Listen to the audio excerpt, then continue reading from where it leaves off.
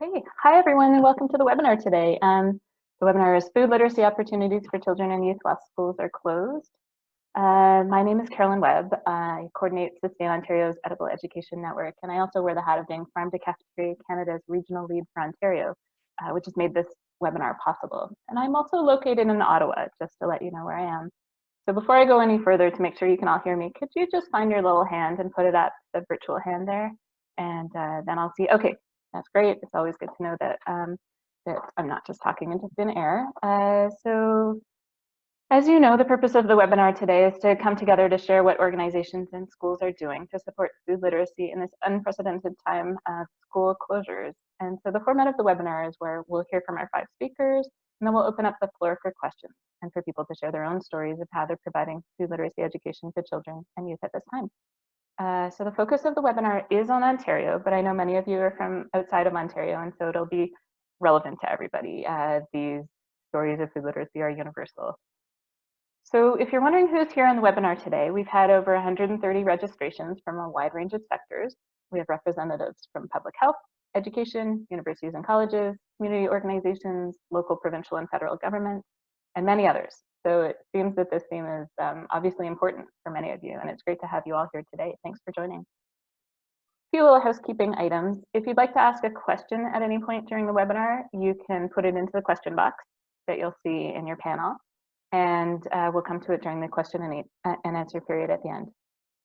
We'd also love for you to share what your own school or organization is doing during this time to support food literacy.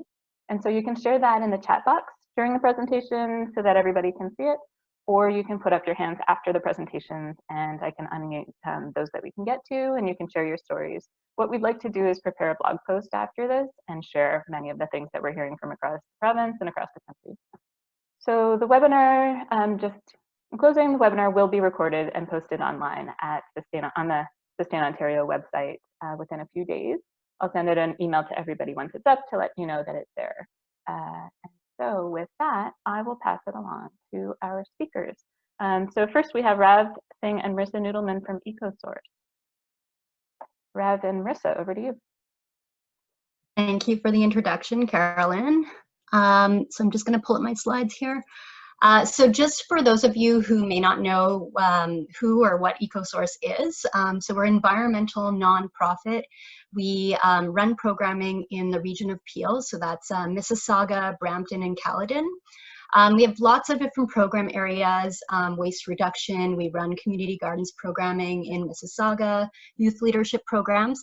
And then what we're focusing on here today is more of our food literacy programming.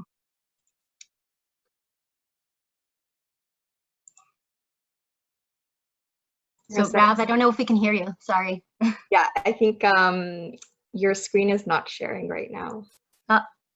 Okay. But while you're doing that, I can give everyone kind of an overview of some of the food literacy programming that Ecosource would have been running regularly during this time of year.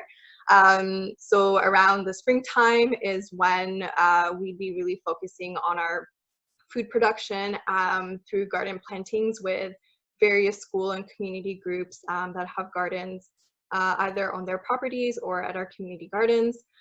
We'd also be focusing a lot on workshops, field-to-table workshops that provide hands-on learning opportunities in our garden and kitchen spaces, and then also on the flip side, providing more kind of pop-up activities in classrooms and other community settings.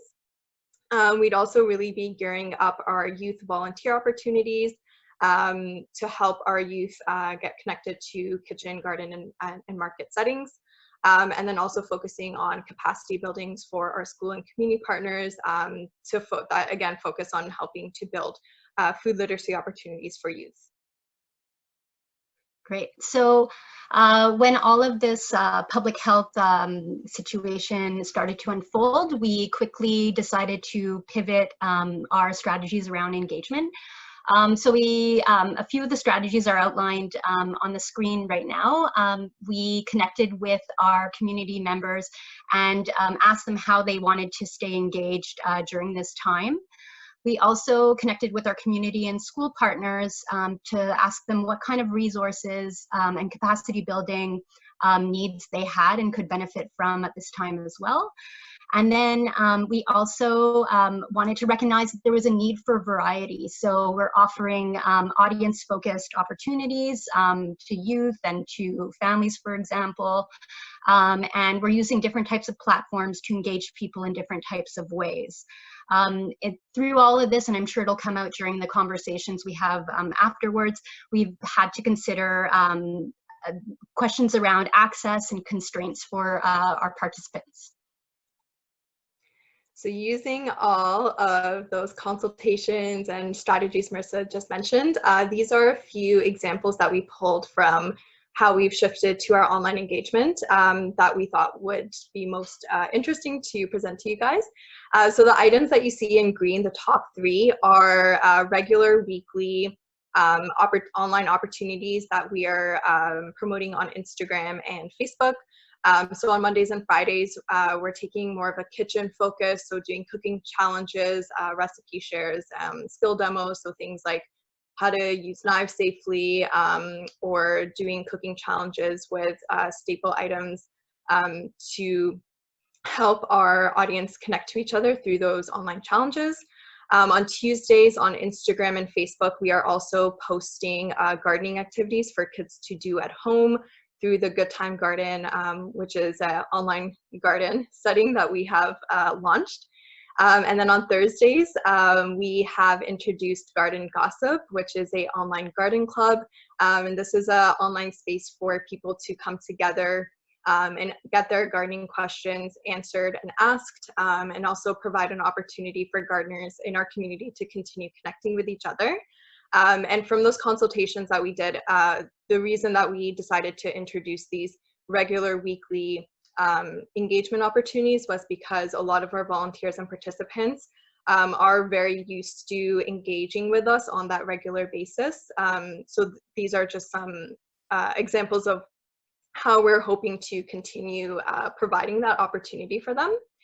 The middle yellow list is in addition to the more formal gardening webinars and kitchen webinars that we're doing. These are just some interesting new ways that we've been exploring in terms of how to engage with our audience. So we're hosting some Netflix parties more for youth and high school students that are focused around showing farming and field to table movies and shows. And we're bringing on some guests to help facilitate the conversation. And we're also doing really pointed discussion questions and to help formulate that conversation. We're also continuing our peer-to-peer learning online. So our youth volunteers have taken, they're already really used to being online, so we're kind of using that to our advantage. And they're hosting a lot of peer-to-peer webinars, teaching other youth how to create podcasts or make zines, and just helping with that information dissemination. We're also looking into doing more educator and parent learning opportunities, so things like online webinars to help educators and parents include kids in the kitchen. We've also kind of 2 resources that we have online for free. We've kind of been reframing them to help bring food literacy opportunities into homes. So one of them is Grown in Mississauga, which is a publication available on our website for free. And it's a gardening manual that was written by youth 2 years ago or last year.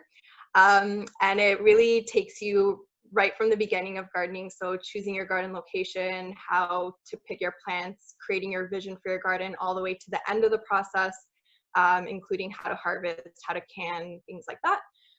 And the way that it's structured, it's a workbook. So we've kind of been steering our high school students, especially towards that. And also encouraging our teachers, our teacher partners and educators to pull chapters out of that manual to use with their students. We also have the Plug and to Grow podcast, which is a food and urban agriculture podcast that we started last year. It's co-hosted with youth in Mississauga. So we've been really driving our youth towards that podcast, just to provide opportunities to learn about different topics, but also encouraging teachers and educators to host podcast clubs or encourage their students to listen to specific episodes and have kind of a discussion or question guide to help facilitate conversation after that. You're good? Great. Yes. Thanks, Carolyn. Great. Thanks so much. Is a lot of that online, or is that mostly kind of discussions that are happening between different groups? Yeah, most of it is online. By the end of, I would say, maybe next week, it should all be up and ready to go.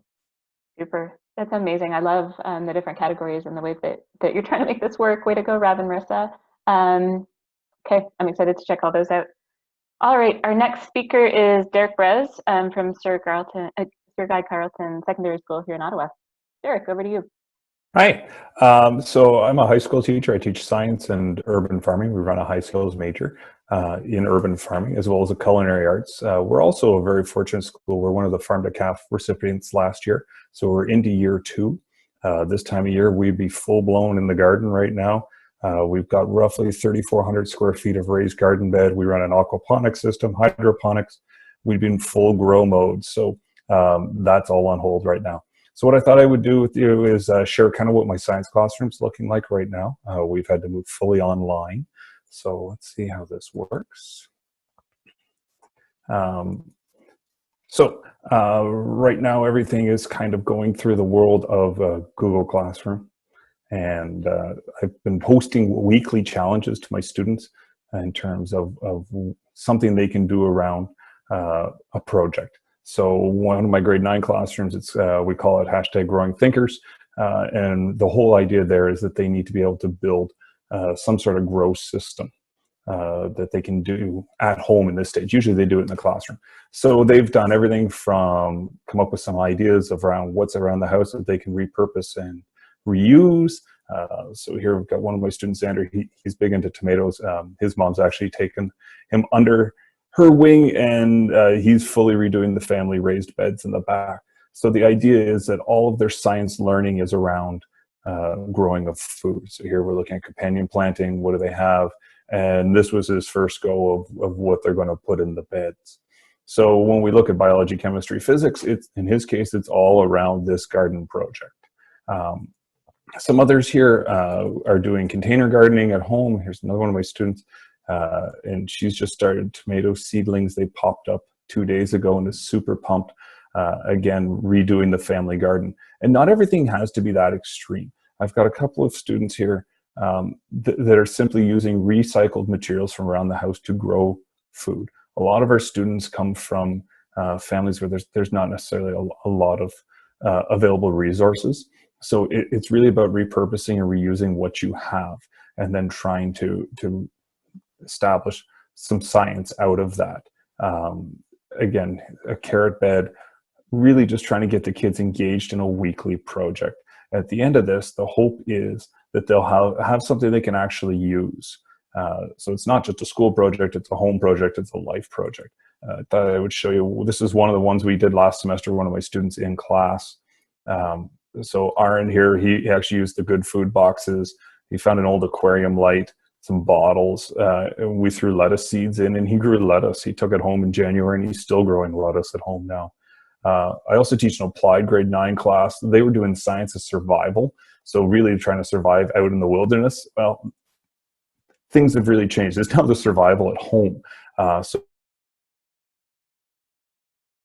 all about the problem solving.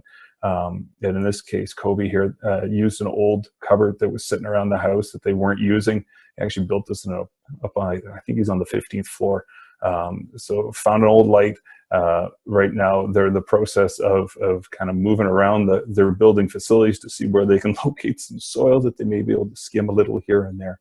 But that's the idea, is that they are able to find materials to see how it works. So we do everything through Google Classroom. They get a weekly problem that they have to deal with. They also get a challenge. So like this week's challenge for most of them will be to prepare a healthy meal at home. And they'll document it on Instagram. They'll document it through Google Classroom. They'll email it to us. Basically, however they can get that information. But it's trying to give them a life skill. So here you can see it's cook something nutritious you enjoy and post it here. And try and provide them something for them to do that is applicable to their lives, because we know everything's been kind of turned upside down at this stage. So that's the model that we've taken.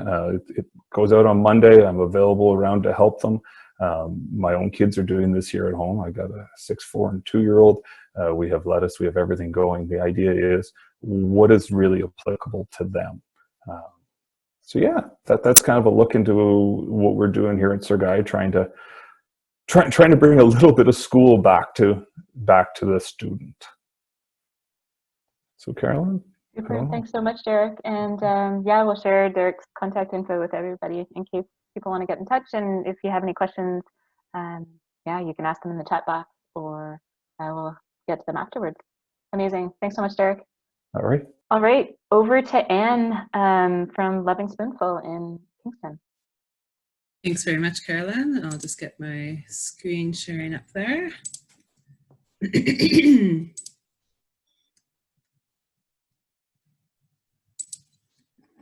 we go. Hopefully you can see that. Yep, you're good. You have it on. Okay. So my name's Anne Munier. I'm the Grow Project Coordinator with Loving Spoonful, and I'll just briefly go over our organization and our program and then speak a little bit about what we're up to in these COVID times. So Loving Spoonful, it's a Kingston-based nonprofit organization. We try to connect people with good food. That's our mission, and we do that in various ways.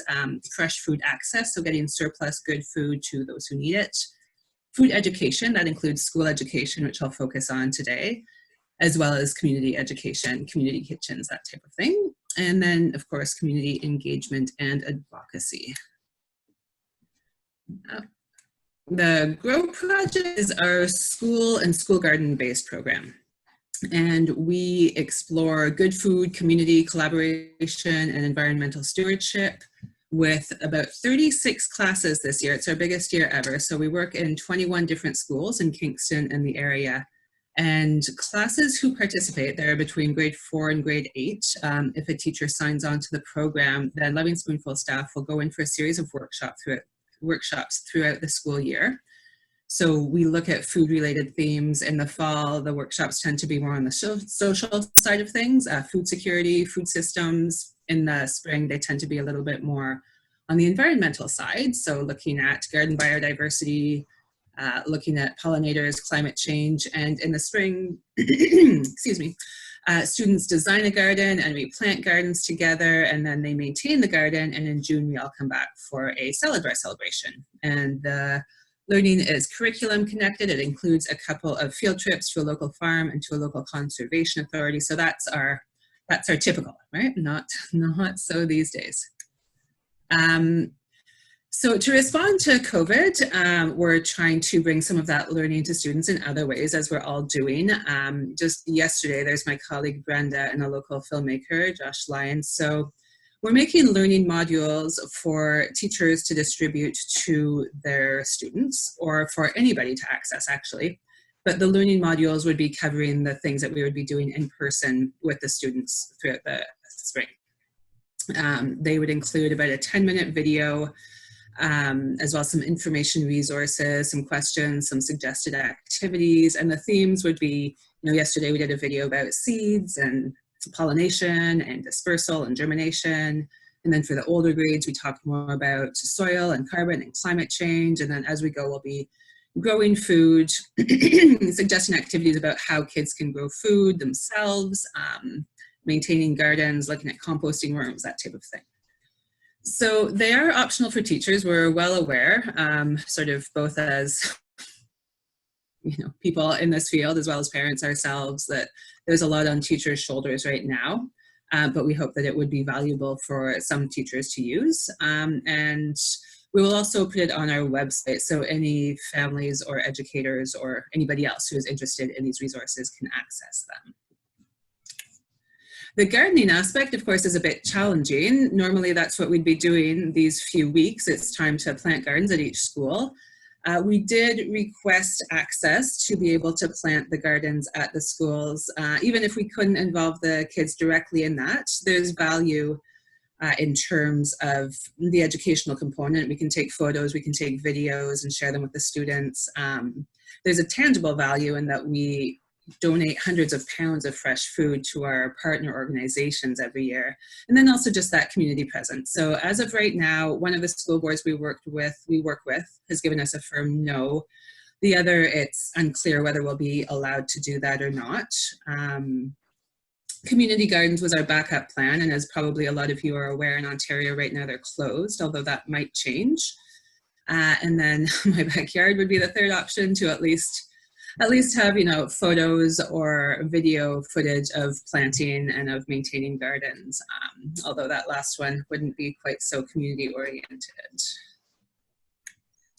So we're still trying to figure it out. Obviously, it's an evolving process. We're hoping to get our first learning modules out there next week, so we don't have feedback yet, but lots of the same issues that I'm sure a lot of you are dealing with is what we're trying to navigate. So equity issues for computer, for internet, for garden space. So when we're going to be doing our planting workshop, which is our next one in line, we'll make sure to include, you know, do-it-yourself planters with toilet paper rolls and newspaper, as well as showing what we can do with garden space or with planter boxes, and perhaps have a couple local farmers talk about what they're up to as well for the educational component.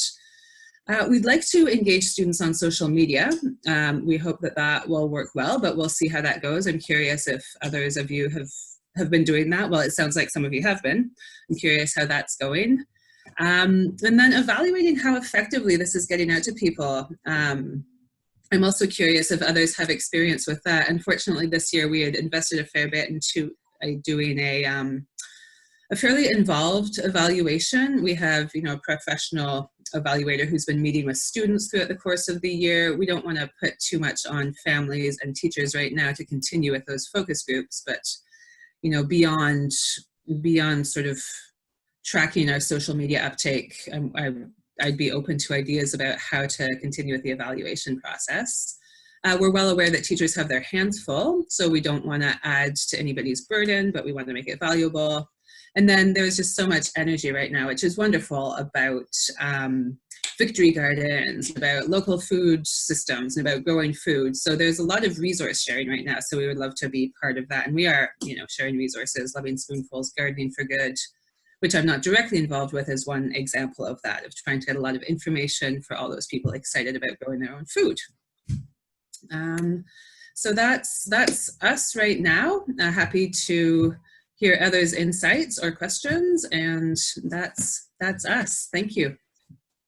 Super. Thanks so much for sharing what you're doing. And as you said, so much is kind of, that pivot and that, okay, what's going to work and what's not. And I think that's why so many people are on this call today, is try to figure out how all that can work.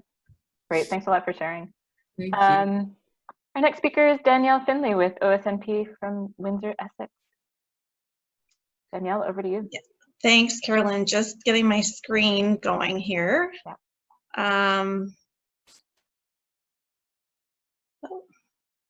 Okay. Perfect. Hi, everyone. I'm Danielle Findlay from the Ontario Student Nutrition Program, or OSNP as we're affectionately known, here in the Southwest region. I'm a local coordinator here in Windsor-Essex, where prior to the COVID-19 school closures, we provided funding and support to 93 schools and over 28,000 students with nutritious snacks or meals.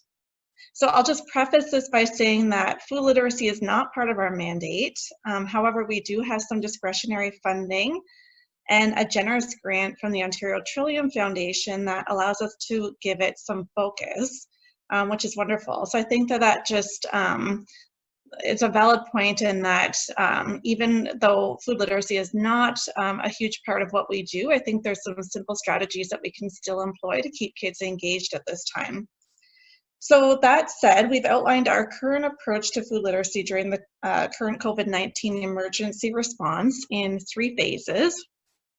So first, I'll quickly explain that our immediate focus, obviously, was to the COVID-19 emergency situation, was to reallocate our funding that we would typically provide to schools and to get it out to the community to ensure that the most vulnerable children and youth in our community still had access to nutritious food.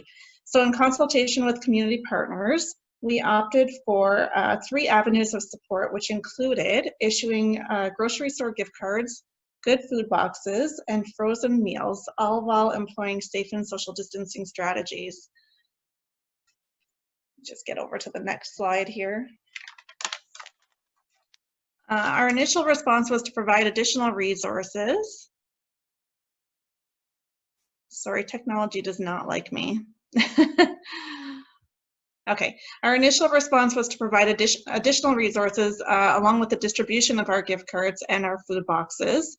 One such resource is the Tasty Ontario handout. Just pass through here just a moment. Okay, the Tasty Ontario handout was developed by my colleague Charlotte McDonald in the Elgin County region and adapted by Nadine Amar, who's another coordinator here in Windsor-Essex. This resource includes a spotlight on some local farmers and produce suppliers. It's also got some tips on selecting and properly storing fresh produce. It's got some farmer profiles, some healthy and affordable recipes, some fun facts, and there's some food literacy activities in there for kids as well. And our local health unit, when speaking with them, had placed an emphasis on getting back to basics and wanting to really take this time to look at simple things like focusing on family meals and cooking together.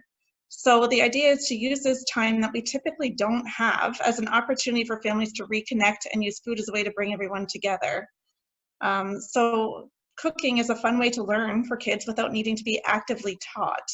To align with this strategy, we created another resource, this one here, the Healthy Food at Home resource, and this one includes some at-home cooking tips, some recipes on a budget, and some other food literacy activities as well.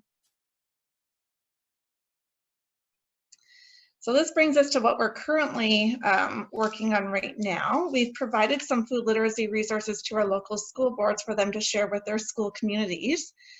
Some of the resources that we provided include some from OSNP, some from Sustain, Little Green Thumbs, Real Food for Real Kids, and YTV's Food Nation. I don't know if any of you have ever accessed the YTV's Food Nation, but that's a great one for kids as well. We're also providing some vegetable garden starter growing kits to a number of families.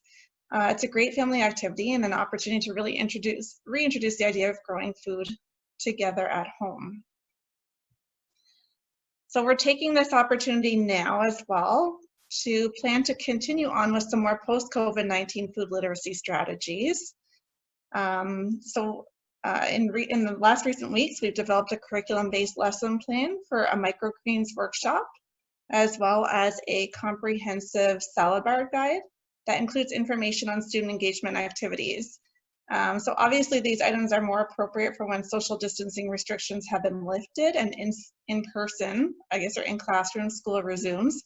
But we're hoping that the momentum for growing food at home and cooking together is something that remains a priority when the dust settles, and that this is something that we can really focus on when school's back in session in September, and provide support for educators to integrate some of those food literacy opportunities into the classroom. And that's about it for us. I'll send it back to you, Carolyn. Great, thanks so much, Danielle. It's really exciting to see what you've been able to do in such a short amount of time, and how you're pairing food literacy with the boxes that you guys are working so hard to put together. Thank you. Now I'll pass it over to our last speaker, Brooke from FoodShare Toronto. Over to you, Brooke.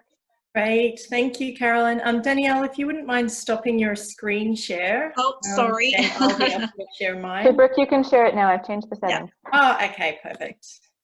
Hi, everyone. I'm going to share that one. Okay. Can you see okay? Yep, looks good. Perfect. Okay, great. All right, so my name's Brooke. I'm from FoodShare. I've been with the organisation for over 10 years now, and I'm currently working as the manager of the community food programs, formerly known as Field to Table Schools. So just a little bit about FoodShare, just in case you haven't heard of us before. Let me just get rid of that. We're a food justice organisation, and we work alongside communities most affected by poverty and food insecurity. So namely communities who are predominantly Black, Indigenous, people of colour and people with disabilities. And we do that by connecting people through cooking, fresh produce, growing, and of course education and farming in schools. So our response to COVID-19 has been to hit the ground running, essentially. So we've been doing what's called the Emergency Good Food Box. And this is a program that has extended our warehouse staff to the extreme limits. At the moment, we're packing about 1,700 of these free good food boxes a week for communities across the city who are most in need. And we're doing that by partnering with around 40 other like-minded community-based organisations as well. Oh my gosh, sorry. Oh dear. Oh my gosh. Sorry, I'm not sure what's happening here. It looks very different. I'm just going to run with this. So when you go to our website, foodshare.net, this is what it's going to come up looking like. And if you or someone you know might like to make a donation, that's a button and you push it and it'll take you to where you need to go to donate.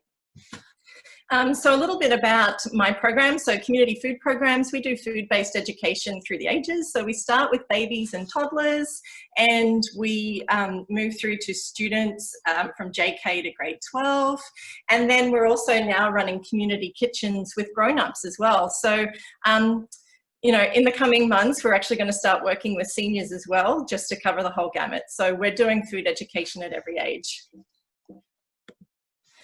So today I'm going to be talking to you about lesson plans that are ready to go, download right away. And you can do what you like with them. We don't mind, change it up, use bits and pieces. I want to talk a little bit about events that you can piggyback on that already exist to spark some ideas. I have a few ideas that don't require any special materials. So that's really important from an equity perspective, and the speakers before me have touched on this. It's really important just to understand the resources that students might be working with or not working with, so to consider that for your online programming. And then just some info about where to find some free workshops if you're interested in learning some more.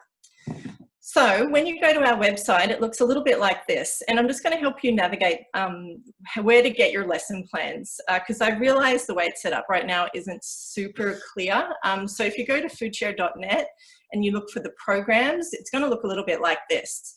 And so the one you want to click on is actually educator training. So I'm just going to click on it so you can see what that looks like. So it'll take you to this page here, and if you just scroll down, these are all clickable links to lesson plans, fully developed. And the ones that I really wanted to highlight today is this You Built It series. So build a worm bin, build a bee condo, build a pop bottle planter, and cooking off the grid. So this is a workshop series that is really about upcycling materials. So I know that Derek talked a little bit about that with his students. So maybe Derek, this might be of interest to you as well. But finding some stuff from around the house, and I'll just click on one so you can see what it looks like, to do these kind of edible education projects. So again, feel free to download. You can do what you like with it. You can pick and choose from activities within it. But yeah, it'd be really great if you found that useful. Okay, so events that already exist. This is my favorite thing. The work's already done. It's already a thing. You can just hop on the train and go with it. So we have Earth Day coming up. We have World Disco Soup Day, which sounds really fun. It's from Slow Food, the Youth Network. Stop Food Waste Day. Ontario loves local produce, so we of course have our local food week, which is the first week of June, and I would recommend checking out Foodland Ontario's resources for that. These are all clickable links too, so I'll share the slides with you if you're interested. World Environment Day, and then I also wanted to highlight this one too, cultural celebrations. This is like a very extensive list of celebrations from around the world, of every faith and religion and nationality.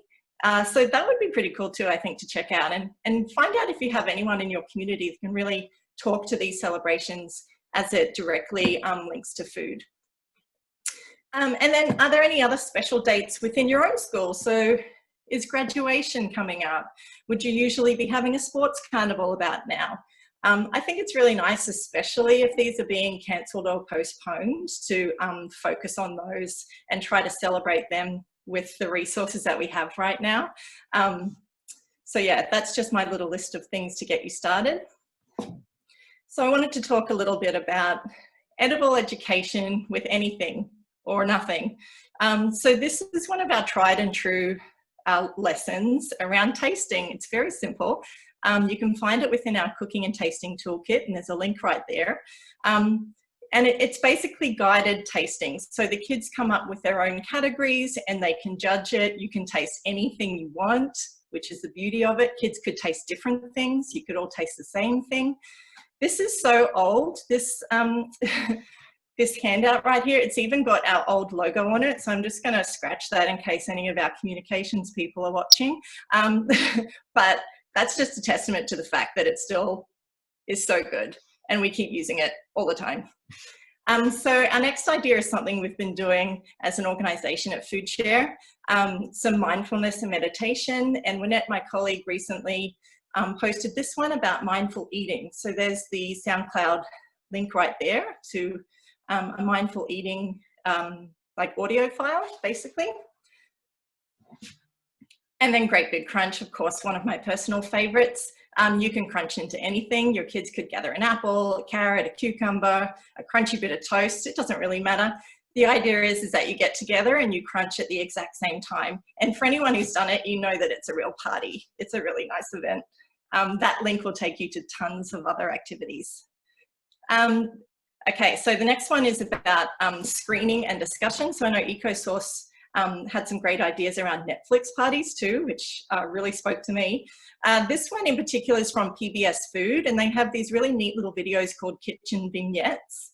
And this one's about Karen Washington and Swiss chard and beans. And it's like the perfect launching video to talk about food security, food justice, food sovereignty, urban agriculture, like all the really important discussions to be having with your older students. This 4-minute and 43-second video will really get you started with that one. Okay, so here's where you're going to find out more about what FoodShare is up to and to follow us and find out about any free workshops we have coming up. So that's all of our links right there. But I did want to highlight one from our colleague, Natalie Bosted, who is going to be doing an organic gardening workshop. And you can see the poster there. That's the Zoom meeting. There's the password. And it is tomorrow, okay, tomorrow evening, 6:30 p.m. Eastern Standard Time. Okay, so get on board for that. And then she also has some really great resources as well that I'd be happy to email you, or maybe I'll pass them on to Carolyn to share. Quick tips for growing, high yield crops, growing for rookies, basically. So if that sounds like you, then these resources might be really helpful. And on that note, where to buy seeds? Online stores are really backed up right now. So if you are going to go the online route, Natalie just suggested taking into account the backlog of orders. So only order online at this point for stuff that you can plant later in the season. So just to keep that in mind, just so you don't feel disappointed. Okay, so I just want to finish off with a bit of crowdsourcing. That's me, I'm a fish out of water. The palm trees, that's you. So I really need your help right now. If you're a teacher, educator, or a caregiver, we're here to help you. But to be honest, we're not exactly sure how to do it and do it well and in an equitable and accessible manner. So in the comments or maybe in the Q&A makes the most sense. If you'd like to just make some comments about what you would like to see or what you want to learn about, what makes the most sense for you, and really coming from, for us, an equitable and accessible lens, so making sure that everybody could participate. We have some ideas, of course, but we really want to hear from you who are on the ground doing the work. So that's it from me. Thank you. Thanks so much, Brooke. And yeah, it's a question that we're all asking right now. And so if anybody does want to share in the chat box, that would be fantastic. And it might be a social media question as well that we need to ask is, what do people really need and what would be useful during this time?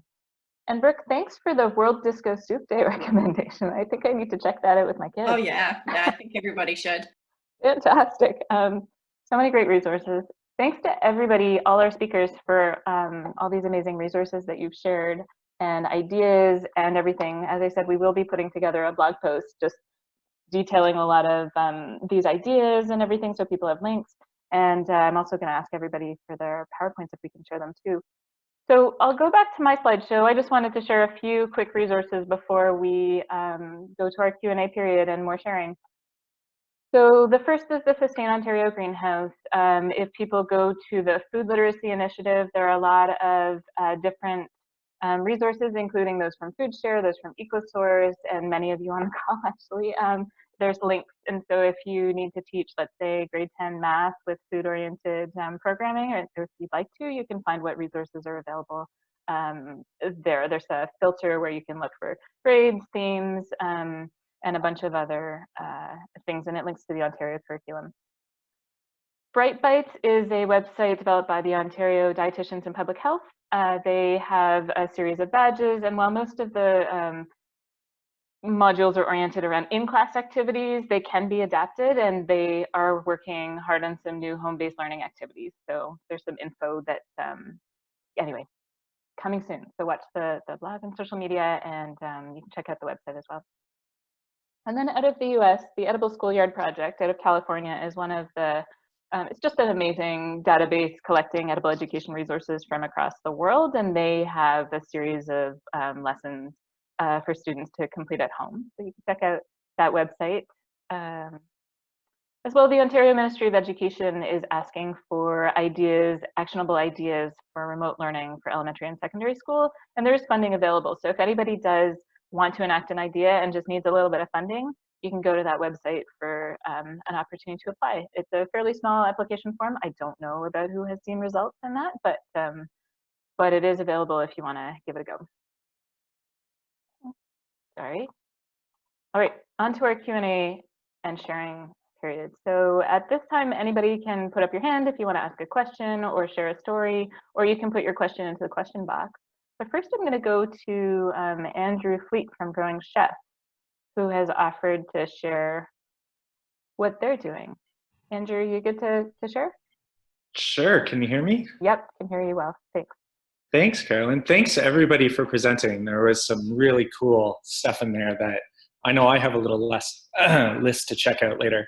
I just wanted to share Growing Chefs is currently mostly shut down. So we're actually not doing a lot, especially comparatively to your speakers, because so much of what we do is cooking, and cooking is such a sensory based learning opportunity. So there's only so much you can do with it online. That said, we've moved our monthly kids cooking classes online, where parents can come on through Facebook Live, but look at pictures of all the ingredients so they can get them themselves in the infant they'll need.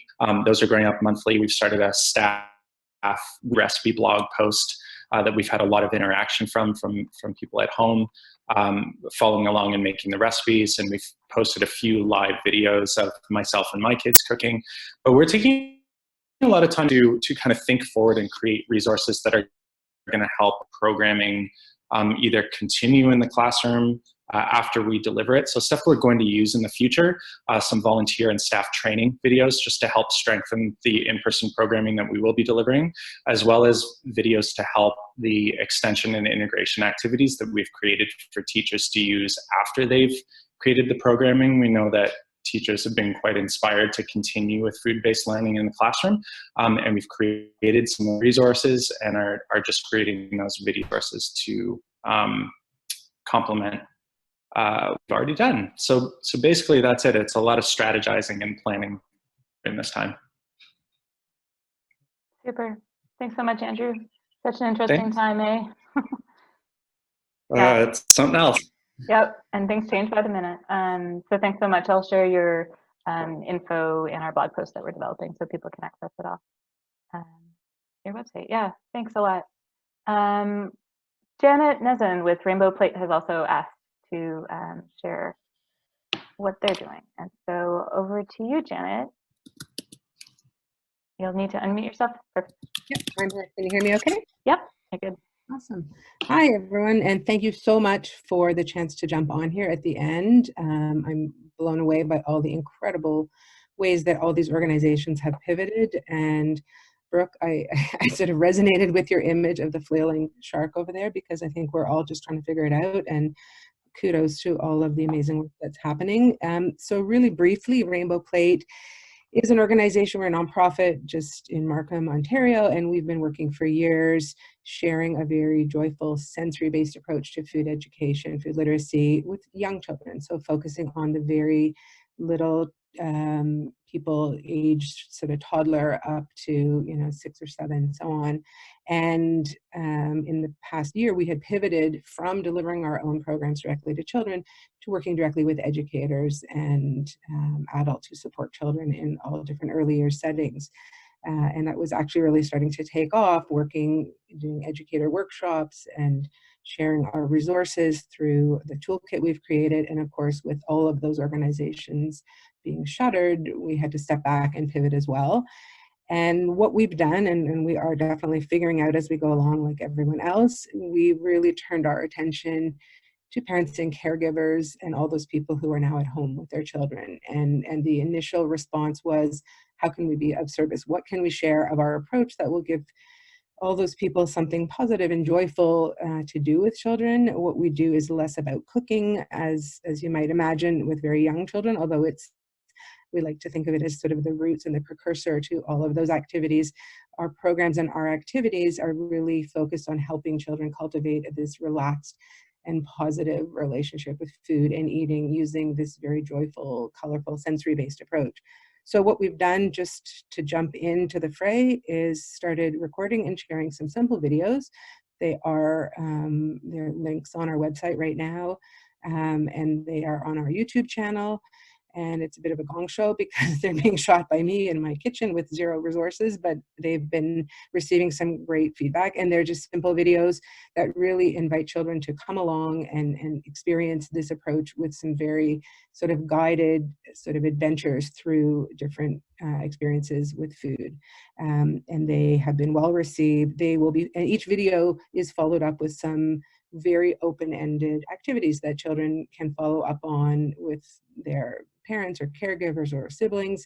And like I've heard mentioned so often, the big challenge here is making things very accessible across all of the audiences that we're trying to reach. So there is no requirement for any specific food. And we're talking find something red and very much keeping things open-ended, very, very joyful and simple for people. We are getting the strategy behind this a little bit more into focus, and we will be following up with additional videos for children and with a lot of resources and content for adults at home with children, but also very much looking to get this out into all the early years organizations and settings who are trying to provide content for their constituents in their community. We've had some wonderful feedback from early years centers who've been sharing the videos already, from some elementary teachers, even up into the lower grades, grade 1 and 2, who have been actually using these as sort of inspiration points for experiences with their children.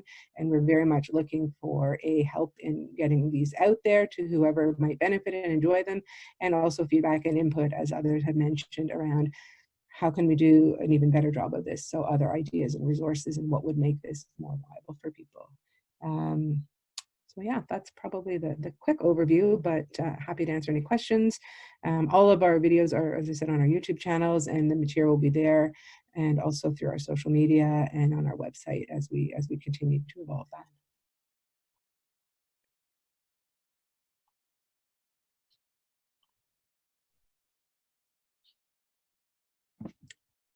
Okay.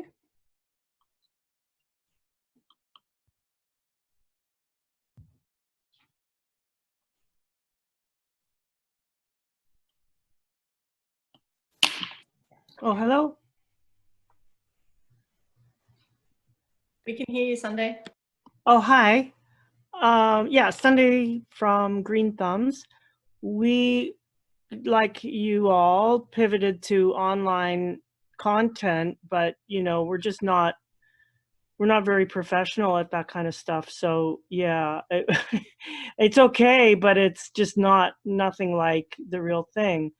And so then we actually did get permission from our school board to plant our school gardens, which is our main area of work.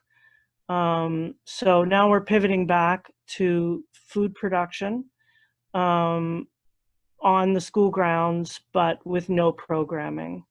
So, we're going to kind of try to keep the online stuff going, but like to have that available for teachers, but tie it directly into what we're doing on the school grounds. So we'll, be shooting what we're doing and doing plant ID and just bringing kids onto their school ground virtually. So that's kind of cool. I did want to mention also that stateside, there's an organization called the School Gardens Support Organizations Network. And I was on their webinar last week. And of course, because their season starts that much earlier, they've had to pivot and they've been doing some amazing. I was blown away. It's like there's so much amazing online stuff available and great ideas down there too. So I think it's SGSO. It's a pretty easy search, School Garden Support Organizations, for any of the school garden folks on the call. Yeah, just wanted to share that resource. Thanks, Sandy. That's great. Could you put it in the chat box for everybody if you have a moment? And I totally hear you about just people have so little experience in this, and it's it's tricky and yeah. So now I just wanted to say also, because we're pivoting back to in real life, that now my workers are essential workers and I have to be thinking about their health and safety. So it's no longer the safety of our living rooms, right? Like we are actually traveling to work and, thinking about tool safety, thinking about masks, thinking about making sure that everyone stays safe through the pandemic. Yeah, thanks a lot for those reflections. We have a question for Danielle. Danielle, the question is OSNP in your area putting together the veg garden starter growing kits, or is that something that you're outsourcing from another company? The person's interested in sourcing something similar for students in the TDSB. Thank you, Carolyn. No, actually, we did not put them together ourselves. We sourced them from a local grower, which I could gladly provide that contact information. I'm afraid that I'll say it incorrectly, but it appears to be DeJoey's Farms. They have a Facebook page, and I can get that link out too. Our regional manager, Stephanie Seagave, actually just happened to be there recently and was chatting with the owners and saw that they had these great kits which were already pre-packaged and readily available. So she ordered a number for us to distribute, but I can get that information. Thanks so much, Danielle. I'll connect the two of you together. Thank you. Great. And then it looks as though, Paletha, is that right? Bennett, you have your hand up if you want to ask a question or share your story. Now's a good time. Hi, it's Talita. I'm the school dietitian from File Hills Qu'Appelle Tribal Council in Saskatchewan, Fort Qu'Appelle specifically, an area. So I was just so excited by all of your ideas, and they're fabulous resources that I hope to use on our social media page, and just excited that all of the resources that are provided, they access food literacy at so many different points. So that's phenomenal. Just some things that we're doing on our social media page are trying a food fun book club for kids, which is hard if you think about access to resources. But something that we've found is Whole Kids Foundation has a bunch of book club resources, and on YouTube you can actually find a lot of the same books read aloud. So some of them include Plants Feed Me, Sylvia's Spinach, Zora's Zucchini. So a lot of food literacy themed books, and having the videos on YouTube of the books being read aloud allows for more people to access them. And then the Whole Kids Foundation Book Club resources on their website, they have a ton of activities for each book, recipes to go with each book, and just discussion points for educators or parents or caregivers at home. So that's something that we've started to promote.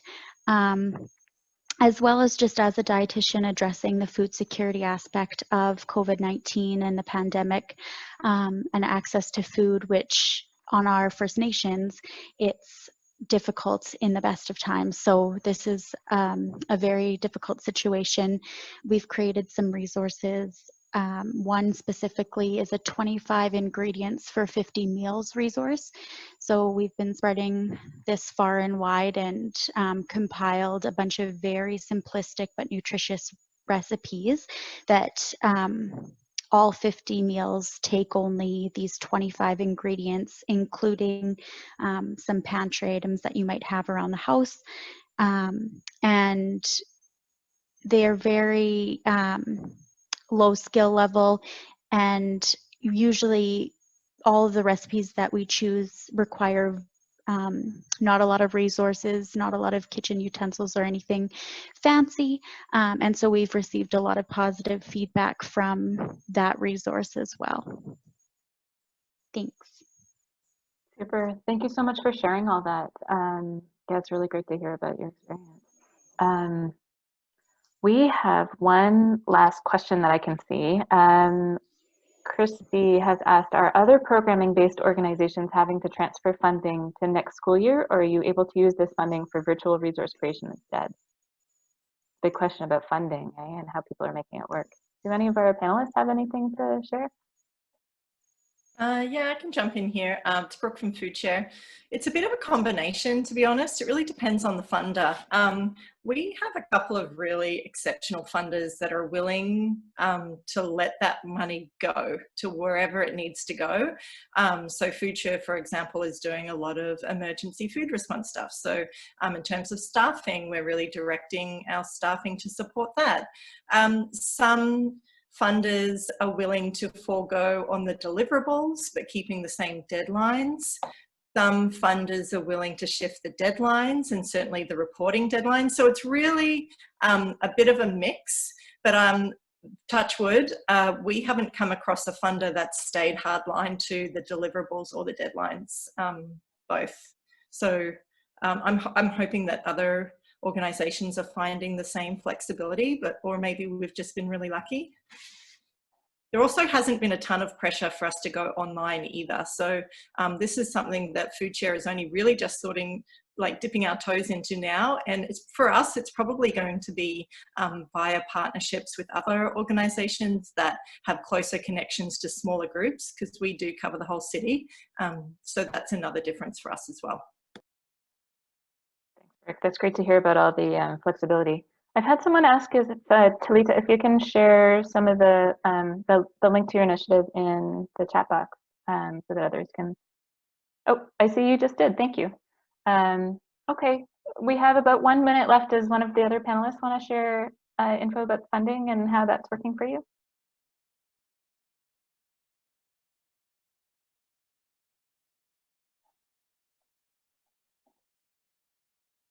And I'm loving Spoonful here. Most of our funding is just sort of being transitioned to, like, the funding that was geared towards our education programs is still being used for education programs. It's not able to be set aside for the next school year, for example, without laying off staff. So we're just, using the funding to produce the online resources and that type of thing. Thanks, Anne. With that, it is 2 o'clock Eastern time. And so I'm just going to say thanks to everybody for joining the webinar today. We'll be posting it on the Sustain site, and I'll send it to everyone who registered. I'll send you a link to it once it's up. So if you'd like to stay on the line and have a chat with people, continue the chat, you're welcome to it. But for everyone who needs to go, yeah, thanks so much for joining. We'll be compiling the stories and sharing them out soon. So thanks to everybody and wishing you all the best during this time. Please feel free to share your stories if you want us to post any of them. And yeah, all the best.